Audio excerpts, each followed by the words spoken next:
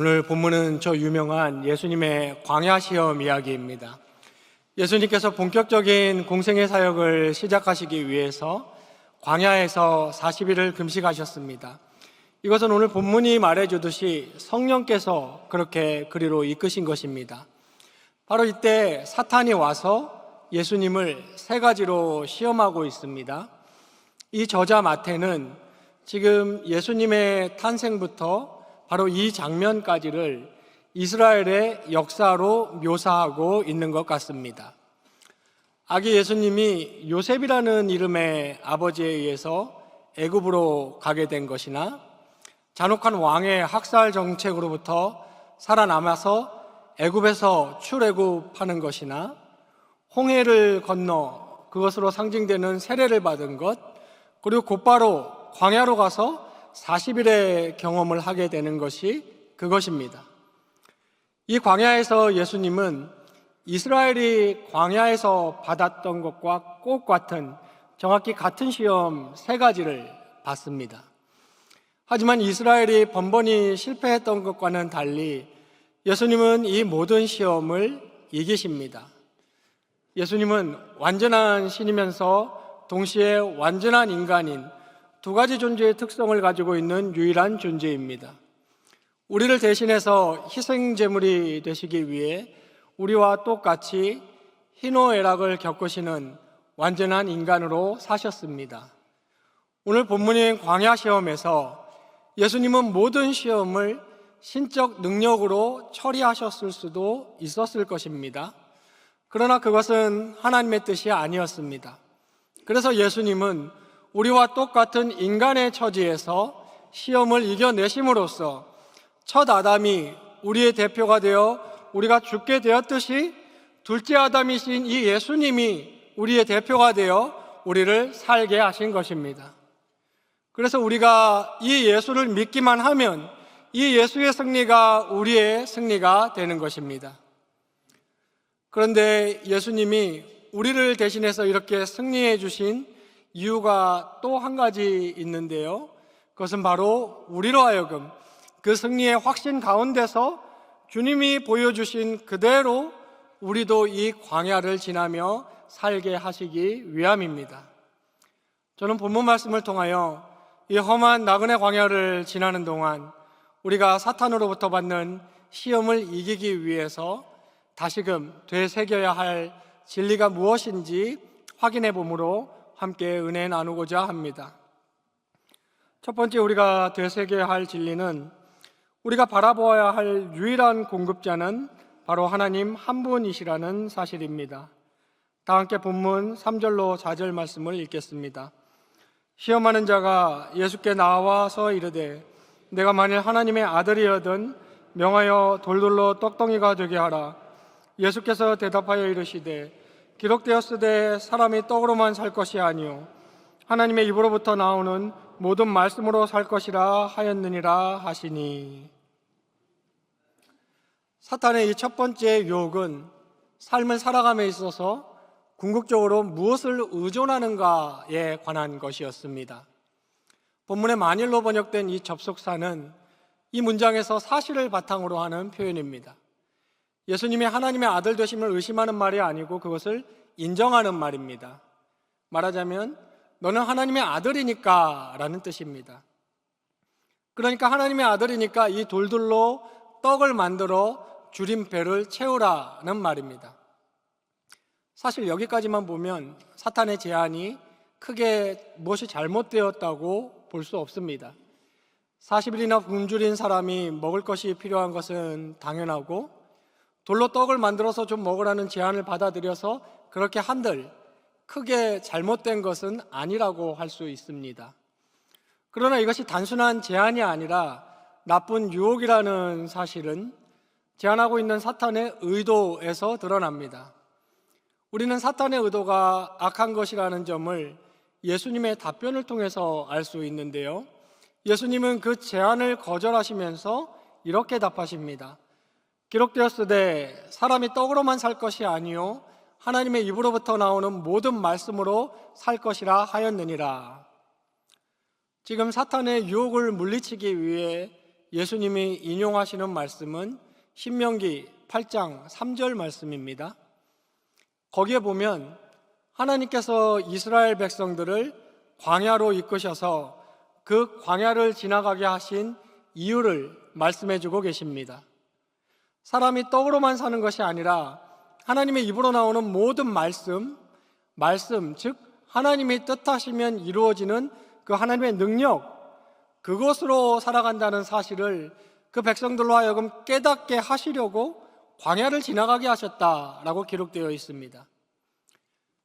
그 광야라는 곳은 농사도 지을 수 없고 목축도 할 수 없고 어업은 당연히 할 수 없고 아무것도 얻을 수 없는, 당연히 물조차 없는 곳입니다. 의존할 수 있는 게 하나도 없는 곳으로 하나님은 그 백성들을 내모셨습니다. 거기를 정착도 아닌 나그네로 지나게 하셨는데요, 그 이유를 말씀하시기를 하나님만 바라보게 해서 그들 필요의 궁극적인 공급자가 바로 하나님임을 알게 하시려고 그렇게 하셨다고 했습니다. 그리고 하나님은 그들도 모르고 그들의 조상조차도 모르는 이라고 묘사된 만나라고 불리는 하나님만이 내리실 수 있는 양식을 거기 광야에서 그들에게 공급해 주셨습니다. 그들은 이렇게 아무것도 기대할 수 없는 광야에서 오로지 하나님만 바라봄으로써 모든 것의 궁극적인 공급자는 바로 하나님이라는 진리를 배워야 했고, 하나님이 주시는 그 만나로 만족하는 법을 배워야 했습니다. 그 진리를 배우고 그 만나로 만족할 줄 안 후에야 광야를 지나 약속의 땅, 젖과 꿀이 흐르는 풍요의 땅에서도 온갖 풍요를 누리게 될 때마저도 눈에 보이는 물질을 의존하는 것이 아니고 모든 것의 공급자 되시는 하나님을 의존할 줄 알게 되는 것이었습니다. 하지만 그들은 끝내 그 진리를 광야에서 배울 줄 몰랐고 물질을 당장 공급하라며 없으면 죽는다고 했고, 심지어 노예였던 이집트로 다시 돌아가자고 목청을 높이고 불신앙의 자세만 보였던 것입니다. 따라서 여기 떡이라고 묘사된 것은 사람의 삶에 필요한 물질적인 모든 것을 나타내는 제휴법적인 표현입니다. 또한 여기 하나님의 입에서 나오는 말씀이라는 것은 하나님의 능력을 의미하는 표현입니다. 특히 뜻하시는 바를 이루시는 능력을 의미합니다. 예를 들면 천지를 창조하실 때에 하나님이 빛이 있으라 라고 말씀을 하셨습니다. 빛이 그 말씀에 따라 빛이 존재하게 되었듯이 말씀이란 곧 하나님이 뜻하시는 바이며 하나님만이 무엇이 존재할 수 있는 능력을 갖고 계시는 분입니다. 그러므로 사람이 떡으로만 사는 게 아니고 하나님의 말씀으로 산다는 이 말은 떡도 이쪽에 있고 말씀도 이쪽에 있어야 한다는 그런 뜻이라기보다는 당연히 사는 데는 떡이 있어야 하고 그 이전에 그 떡의 궁극적인 공급자 되시는 하나님의 능력을 먼저 볼 줄 알아야 한다는 뜻입니다. 떡이 아닌 떡을 내리시는 그 하나님을 의존할 줄 알아야 한다. 하나님의 백성은 그렇게 살아야 한다라는 말입니다. 그리고 참 이스라엘신 예수님은 그들과는 달리 광야에서의 똑같은 시험을 말씀으로 이기셨습니다. 2021년에 퓨 리서치 센터라는 미국의 유명한 설문조사 기관에서 한국을 포함한 전 세계 17개국 선진국 국민 19,000여 명을 대상으로 설문조사를 한 적이 있습니다. 질문은 What makes life meaningful? 무엇이 당신의 인생을 의미 있게 만드는가 였습니다. 미국과 유럽, 일본 등 대다수 국가의 국민은 당연히 인생을 의미 있게 만드는 것으로 1순위로 Family and Children, 즉 가족을 꼽았습니다. 한국의 1순위는 무엇이었겠습니까? Material well-being, 물질적 풍요였습니다. 즉 한국 사람들은 물질, 즉 돈이 인생을 가장 의미 있게 해준다고 생각하고 있었습니다. 안타깝게도 실제로 요즘 우리나라 정서의 조류가 이러하다는 것을 체감하는 것은 그리 어려운 일이 아닙니다. 성경은 수단으로서의 물질의 매우 높은 효용성을 인정합니다. 성경에 보면 예수님마저도 제자들과 전도 여행을 하실 때 돈꽤 맡은 자, 즉 회계를 따로 두실 정도였습니다. 그래서 사람은 떡 필요 없다라고 성경은 말하지 않습니다. 다만 떡으로만 사는 게 아니다라고 말씀하고 계시는 것입니다. 요점은 하나님의 입으로 나오는 모든 말씀, 즉 그 능력으로 우리가 살고 있다는 것을 알아야 하는 것입니다. 성경은 말하기를 물질은 있다가도 없고 없다가도 있는 것이라고 묘사합니다. 하나님이 후 하고 불어버리면 하룻밤 사이에 다 날아가는 것이 물질이다 라고 얘기합니다. 또한 주시고자 하시면 하루아침에 얻을 수도 있다 라고 얘기합니다. 그러나 신자는 그 물질에 마음을 두고 물질을 의지하면 안 됩니다. 하나님은 우리의 마음을 진실되게 하나님 자신께 드리기를 원하십니다. 우리의 관심을 하나님께 두기를, 물질이 아닌 물질의 공급자 되시는 하나님을 똑바로 이 광야에서 쳐다보고 의존하기를 하나님은 원하십니다. 하나님 자신을 기대하고 있기를 그 백성들에게 바라시는 것입니다. 내 삶의 능력이, 내 삶의 활기가 물질이 아닌 하나님으로부터 온다는 것을 알고 그 하나님의 능력을 누리시기를 하나님은 원하고 계십니다. 지금 내 삶에 하나님이 내려주시는 이 만나를 감사할 줄 알고 물질이 아닌 그것의 공급자 되시는 하나님을 똑바로 볼 줄 알며 하나님을 기대하는 경양의 모든 성도님 되시기를 간절히 바랍니다. 두 번째, 우리가 이 광야를 지나면서 되새겨야 할 진리는 우리 믿음의 근거가 현상이 아닌 말씀에 있다는 점입니다. 다 함께 본문 5절로 7절 말씀을 읽겠습니다. 이에 마귀가 예수를 거룩한 성으로 데려다가 성전 꼭대기에 세우고 이르되 내가 만일 하나님의 아들이거든 뛰어내리라 기록하였으되 그가 너를 위하여 그의 사자들을 명하시리니 그들이 손으로 너를 받들어 발이 돌에 부딪히지 않게 하리로다 하였느니라.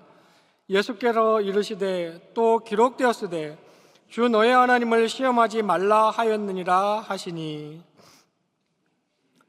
사탄의 이 두 번째 유혹은 하나님 말씀의 약속 그 자체를 신뢰하지 못하고 눈에 보이는 현상으로 모든 것을 믿게 만드는 유혹입니다. 여기 거룩한 성전의 원문을 직역하면 그 거룩한 도시의 그 성전인데 아마 예루살렘 성전을 의미하고 있는 것 같습니다. 사탄은 이번에는 성전에서, 그것도 사탄 자신이 하나님의 말씀을 인용하면서 예수님을 유혹했습니다. 너는 하나님의 아들이니까 이 높은 성전 꼭대기에서 한번 뛰어내려 보라는 것이죠. 그러면 하나님이 그 아들을 죽게 두시겠느냐? 천사들을 보내셔서 너를 받아내게 하실 것이다 라는 것입니다. 사탄은 기록되었으되 라고 성경을 이용하여서 유혹하고 있는데 바로 시편 91편 11절로 12절에 있는 내용을 그대로 들먹였습니다. 사탄이 지금 인용하고 있는 이 시편 말씀은 하나님이 어떤 기적적이고 기이한 일들을 통해서 자기 백성의 하나님이 되신다는 것을 입증하시겠다는 말씀이 아닙니다. 이 시편 말씀은 언제나 영원토록 백성들과 함께 계셔서 그 백성들을 보호하시겠다는 하나님의 그 약속의 시적인 표현입니다. 사탄은 지금 이 말씀을 왜곡하고 있습니다. 잘못 해석하고 있습니다. 이스라엘 백성들은 끊임없이 하나님이 우리와 함께 계시는가, 우리를 보호하시겠다는 그 약속이 유효한 거냐라며 의심하였고 하나님이 당장 무엇을 보여주시도록 계속 요구하였습니다. 어떤 일이 극적으로 해결되면 그제서야, 그것도 잠시 하나님을 믿는 모습을 보였습니다. 그것은 성경은 해석하기를 감히 하나님을 시험하는 것이다 라고 했습니다. 그들은 광야를 지나는 동안 너희를 줄이게 하지 않겠고 옷이나 신발이 헤어지지 않을 것이고 반드시 약속의 땅에 들어가게 하겠다는 하나님의 그 말씀, 하나님의 말씀의 약속 그 자체를 신뢰했어야 했습니다. 하나님이 그들의 하나님이 되고 그들이 하나님의 백성이라는 이 은혜로운 관계성에 대한 확신은 벌어지는 기적이 아닌 약속의 말씀에서 발견하고, 그 확신을 갖기 위해서 그 백성들은 다름 아닌 그 말씀을 붙들어야 했던 것입니다. 그러나 그들은 번번이 실패했고 매번 의심했으며 성경은 하나님을 시험했다고 얘기하고 있습니다. 사탄은 지금 예수님도 그렇게 유혹하고 있습니다. 네가 정말 하나님의 자녀이고 하나님이 진짜 너의 하나님이시라는 게 사실이라면 어떤 기적적인 일에서 그것의 확실성을 찾고 그러한 현상들을 추구해라고 미혹하고 있는 것입니다. 이에 예수님은 다시 사탄과 똑같이 기록되었으되 라고 신명기 6장 16절의 말씀으로 물리치십니다. 주 너의 하나님을 시험하지 말라고 하셨습니다. 즉 하나님 약속의 말씀이 주어졌으니 더 이상 어떤 현상이나 사건에서 그 사실을 확인하려고 하지 말라는 말입니다. 하나님의 말씀의 선언을 능가하여 효력을 가지는 것은 없기에 하나님이 그 백성들의 하나님이 되고 그들은 하나님의 자녀이라는 이 하나님의 약속의 선언 앞에 더 이상 그 무엇을 요구하는 것은 감히 하나님을 인간이 시험하는 것이다. 하나님을 시험하지 말라고 성경은 얘기하고 있습니다. 베드로를 비롯한 사도들은 그 어떤 역사상의 사람보다 신비체험, 기이한 체험을 많이 했습니다. 성경을 보면 변화산 체험, 오병이어 물 위를 걷기도 했고 죽은 자가 환생하는 것을 보기도 했으며 심지어 삼층천에 다녀왔다라는 고백을 하기도 합니다. 초자연적인 경험들을 셀 수 없이 했습니다. 그러나 그들은 기독교 복음의 확실성을 말할 때 자신들의 그 놀라운 체험을 한 번도 들먹이지 않았습니다. 그들은 시종일관 철저하게 말씀의 권위만을 내세웠습니다. 성경에 기록하기를 선지자를 통하여 말씀하신 바 또는 기록된 바 등등 한결같이 하나님의 말씀에 입각하고 있습니다. 자신들의 체험이 아무리 기적적이고 경이로운 것이라 해도 그 권위에 있어서는 하나님의 입에서 나온 말씀과는 비교도 되지 않는다는 사실을 잘 알고 있었기 때문입니다. 신자의 체험은 매우 중요합니다. 체험은 연약한 우리 신앙을 북돋아주고 풍성하게 만들어줍니다. 우리가 어려울 때는 체험을 기억하며 힘을 내기도 합니다. 하지만 체험이라는 것이 곧 기적과도 같은 사건을 반드시 의미하는 것은 결코 아닙니다. 신자에게 극적이고 드라마틱한 일이 일어나기도 하고 그것은 그대로 값진 것이지만 일상에서 하나님의 은혜를 맛보고 성령 충만을 다시 얻는 것 역시 이루 말할 수 없는 값진 체험입니다. 성경, 특히 구약의 시가서 등을 면밀하게 들여다보면 우리가 소위 일상이라고 부르는 것과 우리가 기적이라고 부르는 것을 그렇게 첨예하게 구분짓고 있지 않음을 알 수 있습니다. 성경은 두 가지 모두 그저 하나님이 행하시는 동일한 현상으로 보고 있습니다. 우리의 일상 역시 하나님이 지탱하고 계시는 기적과도 같은 은혜의 시간들임을 우리는 알아야 합니다. 하나님이 우리의 하나님이시고 우리가 하나님의 자녀이며 이는 영원히 변치 않는다는 이 진리의 당위성, 이것의 확실성은 어떤 체험이나 현상 이전에 하나님이 친히 주신 그 약속의 말씀에 있습니다. 말씀에서 우리는 하나님을 인격적으로 만나야 하고 말씀을 통해 하나님에 대해 알 수 있으며 그 말씀의 모든 근거를 둘 때에 우리 신앙의 체험 역시 진정한 체험이 될 수 있는 것입니다. 저와 여러분이 이 광야 인생을 지나는 동안 잠시 줄이고 목마르고 무언가 부족하며 어려움을 만난다고 해도 그분이 나의 하나님 되시고 내가 그분의 자녀이라는 사실을 의심하여서 하나님이 무언가를 보여주셔야만 믿겠다고 하나님을 시험하려고 들지 마십시오. 그건 마귀의 시험입니다. 하나님은 이 언약을 이미 창세 전에 세워주셨고 영원히 변하지 않습니다. 적과 꿀이 흐르는 정말 좋은 곳으로 우리를 위해 예비해 놓고 우리를 한 걸음 한 걸음 인도해 나가고 계십니다. 그 하나님의 말씀의 약속, 그것을 굳게 믿고 나아가시기 바랍니다. 어떤 기적적이고 극적인 일들이 일어나야 나의 하나님이라는 사탄의 속삭임에 빠져 하나님을 시험하는 자가 되지 말고 나는 너의 하나님이 되고 너는 내 백성이 됨이라 라는 하나님의 언약의 말씀 위에 굳게 서서 사탄으로부터 승리하며 이 광야를 지나는 모든 성도님 되시기를 간절히 바랍니다. 우리가 이 광야를 지나는 동안 되새겨야 할 마지막 진리는 타협이나 혼합이 없는 순전한 신앙을 가져야 한다는 것입니다. 다 함께 본문 8절로 10절 말씀을 읽겠습니다. 마귀가 또 그를 데리고 지극히 높은 산으로 가서 천하 만국과 그 영광을 보여 이르되 만일 내게 엎드려 경배하면 이 모든 것을 내게 주리라. 이에 예수께서 말씀하시되 사탄아 물러가라. 기록되었으되 주 너의 하나님께 경배하고 다만 그를 섬기라 하였느니라. 사탄의 이 세 번째이자 마지막 유혹은 타협과 혼합에 관한 것입니다. 즉 세상의 방식을 택하라는 유혹입니다. 그 대가로 이 세상의 영광을 예수 너한테 주겠다고 했습니다. 우리는 여기서 세 가지 점을 분명히 할 필요가 있겠습니다. 먼저 세상의 영광은 본질이 아니라 그림자에 불과하다는 성경의 가르침입니다. 진짜 영광은 아직 도래하지 않았고 사람이 마땅히 누릴 수 있는 복된 영광은 장차 새하늘과 새 땅과 함께 도래한다는 점입니다. 둘째로 지금 사탄이 거짓말하고 있는 것과는 정반대로 그 영광이라는 것을 줄 수 있는 자, 그 영광의 주인은 마귀가 아닌 만유의 주 되시는 우리 예수님입니다. 예수님만이 영광의 주체이시고 그 영광을 함께 누리게 해주실 권한도 능력도 예수님께만 있습니다.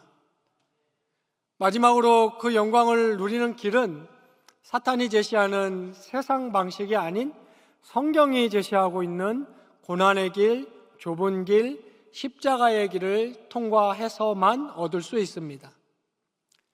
마지막 발악이라도 하듯이 처음 두 번의 유혹의 성격과는 달리 아주 본질적인 주제를 가지고 나왔습니다. 그리고 매우 노골적으로 유혹해 오고 있는데요.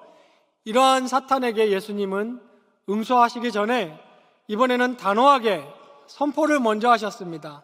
사탄아 물러가라 라고 말씀하셨습니다. 그리고는 앞선 두 번의 경우와 꼭 같이 정확하게 성경 말씀으로 답하여 물리치셨습니다. 이번에는 신명기 6장 13절 말씀, 주 너의 하나님께 경배하고 다만 그를 섬기라 라고 했습니다. 하나님께 경배한다는 것은 즉 무엇을 주고 말고 할 수 있는 존재가 사탄이 아닌 하나님임을, 즉 하나님의 주 되심을 인정한다는 의미이며 사탄이 제시하는 방식이 아닌 그분이 가르치신 방식대로 살아가겠다는 것을 의미합니다. 진짜 영광을 위해 주님이 가셔야 했던 길은 십자가의 길, 좁은 길, 고난의 길이었습니다. 이것이 하나님이 예수 그리스도를 이 땅에 보내실 때 정하여 주신 길입니다. 이 길로 가는 것이 하나님을 섬기는 길이며 영광으로 가는 길입니다. 사탄은 그 길을 버리고 자신에게 굴복함으로써 간단하고 편리하게 영광을 취하라며 거짓말로 예수님을 유혹하고 있는 것입니다. 사탄이 신자에게 하나님이 아닌 자신을 신뢰하고 자신이 제시하는 방식을 더 따르라는 이 노골적인 제안은 어처구니 없이 들리지만 놀랍게도 모든 세대의 많은 신자들이 속아 넘어가는 유혹입니다. 이 세상에 분명히 영예로움이라는 것은 있습니다. 그 영예라는 것 역시 하나님이 창조하신 것이고 인간은 누릴 수 있습니다. 일반 은혜의 원리 아래에서 신자든 불신자든 모두 그 원리에 부합하게 살면 누리게 될 것입니다. 그러나 우리는 잊지 말아야 합니다. 세상에 존재하는 영예와 앞으로 도래할 진짜 영예 모두 그 원천이자 주인은 하나님이십니다. 그것을 주시고 누리게 하시는 분은 하나님이십니다. 그것들은 불택자들에게도 마찬가지입니다. 이것은 하나님의 은혜, 일반 은혜입니다. 그런데도 그 영예를 위해서 하나님을 등한시하며 하나님의 말씀을 따르지 않으면서도 그것을 추구한다는 것은 너무나 어처구니가 없는 넌센스입니다. 그것은 최악의 반칙이 될 것입니다. 그것은 사탄이 제시하는 유혹일 뿐 실제가 아닙니다. 그런데 우리가 정작 주목해야 할 성경의 선언은 이 세상의 영예는 진짜 영광의 그림자에 불과하며 모형이며 덧없는 것이라는 가르침입니다. 견고하지 못하며 금세 사라지며 많은 경우에 이 세상 영예라는 것은 허무하기까지 하다고 했습니다. 그러나 진짜 영광, 영원하고 충만한 영예가 우리를 기다리고 있습니다. 하나님께만 경배하고 그만 섬기는 자들을 위해 주님이 가져오실 영예입니다. 이것이 그토록 은혜롭고 우리에게 복음인 이유는 남들보다 재능이 좀 모자라고 능력이 좀 없고 가진 것이 없고 혹은 후회스러운 삶을 살아서 이 땅에서는 딱히 어떤 영예를 누린다고 할 것도 없는 인생이라 할지라도, 또는 실체적으로 정신적으로 결함을 타고 나서 어떻게 해볼 기회조차 얻지 못한 사람이라 할지라도 예수 믿어 하나님께만 경배하고 그를 섬기면 이 진짜 영예를 차별 없이 확고히 누릴 수 있습니다. 그리고 그리로 가는 길은 성경이 말씀하신 대로 찾는 이가 많지 않는 신앙의 길, 좁은 길입니다. 1980년 보스턴 마라톤 대회에서 로지 루이스라는 여성은 2시간 31분이라는 경이로운 여자 신기록을 세우며 1등으로 들어왔습니다. 그러나 그녀는 결승점을 채 1km도 남겨놓지 않은 어느 시점에서 관중석에서 뛰어나와 결승선을 통과하였다는 그러한 증언을 비롯하여 여러 증거와 몇몇 목격자들에 의해서 우승이 취소되고 자격도 박탈당했습니다. 중간 구간을 지하철을 통해 이용한 것으로 판단되었습니다. 혹시 우리도 이 로지 루이스처럼 복음이 약속하는 최후 승리의 영광에 멸로가는 바다 누리고 싶으면서도 좁은 길, 십자가의 길, 끝까지 이탈 없이 걸어야 하는 하나님 섬기는 어려운 길은 가기 싫어서 사탄이 제시하는 대로 세상 방식의 길, 넓은 길을 택하는 어리석은 반칙을 하고 있지는 않습니까?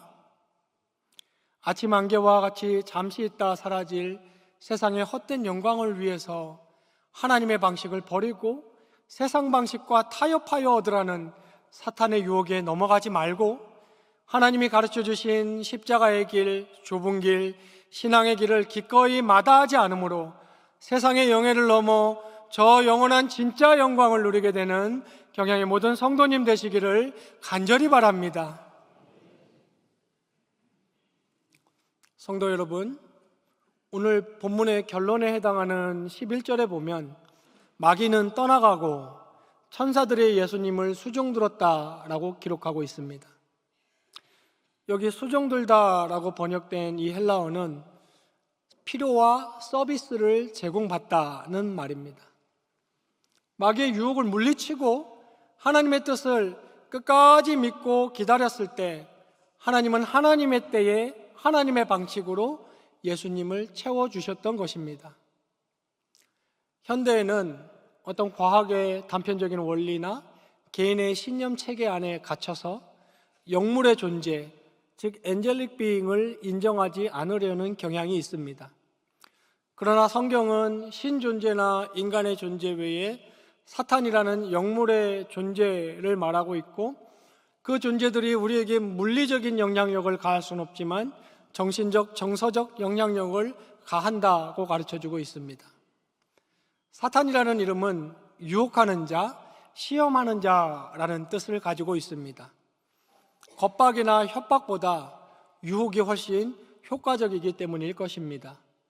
그래서 오늘 본문에서도 이 사탄을 시험하는 자라고 표현하고 있습니다. 사람들이 사기를 당하는 경우나 몰래카메라에 속아 넘어가는 이유가 속이는 자들의 조직력과 그들이 구사하는 현실감에 있다고 합니다. 여럿이 조직적으로 치밀하게 움직이며 매우 현실적인 말과 행동을 하기 때문인 것입니다.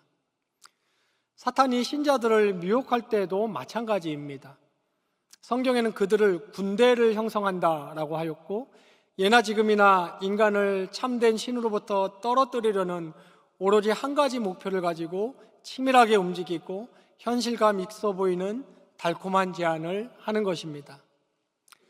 사탄에게 속아서 말씀대로 하나님 열심히 섬기는 신앙을 경히 여기면서 마치 현실적으로 보이는 신기루를 쫓고 나면 부귀와 영화에 둘러싸여 있는 듯 하지만 실상은 무의미와 허무의 잿더미 위에 앉아있는 자신을 발견하고 말 뿐입니다.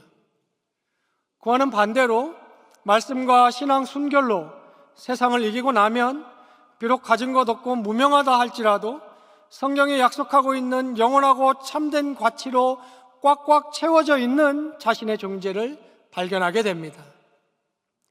물질이 아닌 모든 것들의 공급자 하나님을 의지하고 기다리면서 눈에 보이는 현상이 아닌 하나님의 말씀의 약속에서 하나님과 그 백성됨의 확신을 찾으시고 끝까지 세상과 타협하거나 주님을 배반하지 말고 오로지 주님 가르쳐 주신 길로 걸어감으로써 승리와 영광을 누리는 경양의 모든 성도님 되시기를 주님의 이름으로 축원합니다.